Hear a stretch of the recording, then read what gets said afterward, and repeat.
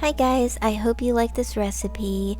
I certainly do. We're going to start off with kelp noodles, and I've talked about this before, but I'm going to show you once again how to prep this because when you first take it out of the package, it is not appetizing. It's like rubber band, so you want to rinse it off and then add some baking soda and lemon juice and massage it and let it sit for about 10 minutes.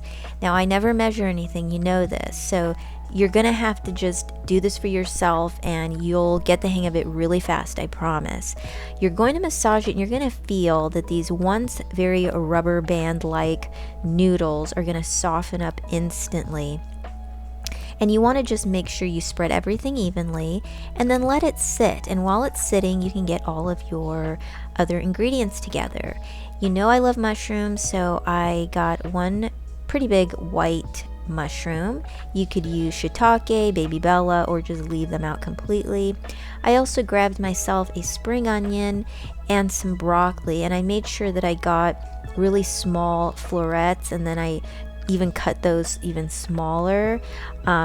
This recipe is not raw, but it's pretty darn close. The kelp noodles are raw.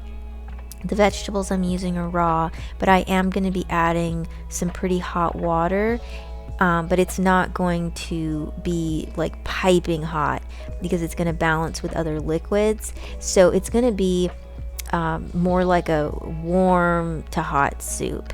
So is it raw? I mean, I'm just going to be conservative and say no, but it's pretty close. It's as close as you can get, I guess, because the broth is going to be on the hotter side. But yeah, you can put whatever you want in this, whatever vegetables you think. You know, carrots would be good too, but this is what I decided to use, and it's what I had and it's what I like, so why not? So here are the kelp noodles. It's time to rinse them off, but I just touch them and make sure that they're fully softened to my liking. I rinsed it, strained it, and put it in my favorite mug bowl. And then, with a very unsteady hand, I apologize, I start loading up my veggies.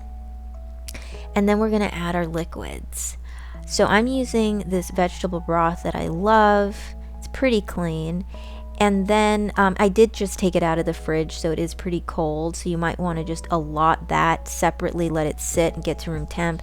And then I had a little ponzu, which had lemon juice, nama shoyu, and sesame oil. And then those were some sambal chili paste that, you know, would be good. And that is my sesame oil that I can't live without.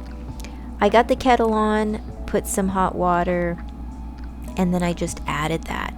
So because the veggie broth was cold, this became warm once I put the boiling hot water in. It just kind of equalized it.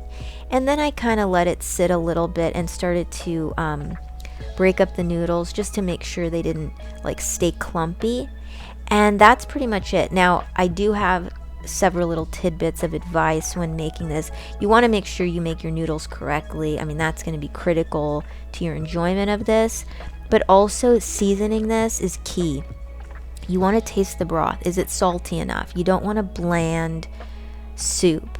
So feel free to add salt if you need to. Hot sauce, you know, sriracha is great in this.